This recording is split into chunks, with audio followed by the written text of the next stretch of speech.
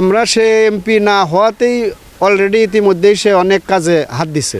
যমুনা ভাঙ্গনে আমরা ক্ষতিগ্রস্ত, এটা সে প্রতিশ্রুতি দিছে, সেটা সে সুন্দরভাবে করে নির্বাচন আসলে সুষ্ঠু হবে ইনশাল্লাহ। যে যাই বলুক নির্বাচন সুষ্ঠু হবে এবং সেটা মাথায় রেখাই আমাদের যে ক্যান্ডিডেট সুলতান সালাউদ্দিন টুকু, আপনি নিজেও জানেন, সে শুধু টাঙ্গাইল না, সারা বাংলাদেশব্যাপী তার একটা সুনাম আছে, নাম আছে, সুখ্যাতি আছে। ইতিপূর্বে যারা আমাদের এই আসন থেকে নির্বাচন করত, মান্নান সাহেব, মেজর জেনারেল মাহমুদুল হাসান সাহেব, মোটামুটি তাদের সমকক্ষ নেতা। বাকি যারা আছে তাদেরকে আমরা অন্যভাবে দেখি না, সবাই মানুষ, কিন্তু নির্বাচনের জন্য উপযুক্ত ব্যক্তি একমাত্র এই আমাদের টাঙ্গাইল আসনে সুলতান সালাউদ্দিন টুকু ভাই।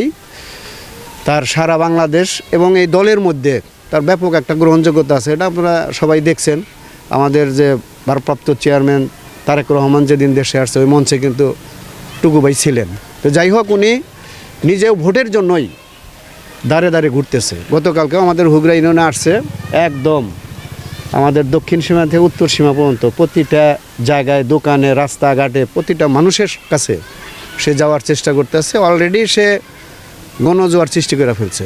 আমাদের কাকুয়ার থেকে নিয়ে মাহমুদনগর, ওইদিকে মগরা থেকে নিয়ে সিলিমপুর, এই অঞ্চলের মানুষ মোটামুটি আমি দেখতেছি আপাতত একচেটিয়াই বলা চলে। আমরা সে এমপি না হওয়াতেই অলরেডি ইতিমধ্যেই সে অনেক কাজে হাত দিছে, অনেক কাজ, যেমন মসজিদ, মাদ্রাসা, বিভিন্ন জায়গায় সে সহযোগিতা করতেছে, বা রাস্তাঘাট ভেঙে গেলে তাৎক্ষণিকভাবে সে সেখানে মেরামত করে। গতকালকে আপনারা লক্ষ্য করছেন একটা অ্যাক্সিডেন্টে গাড়ি পড়ে গেছিলো, সেখানেও সে তাৎক্ষণিকভাবে ওটা মেরামত করে দিছে, এবং যার যেটা প্রয়োজন হয় সেটা সে করে।